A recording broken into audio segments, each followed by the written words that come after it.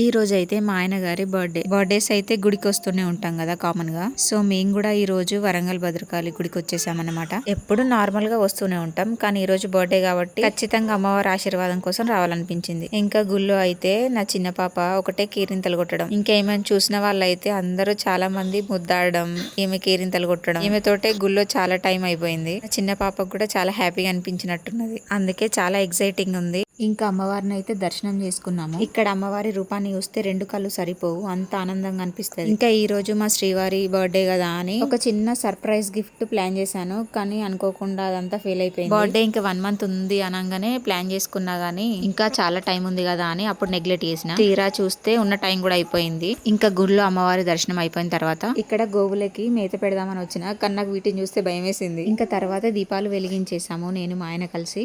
మీరైతే ఒక చిన్న సబ్స్క్రైబ్ చేసుకోండి. ఉంటాను, నెక్స్ట్ వీడియోలో కలుద్దాం.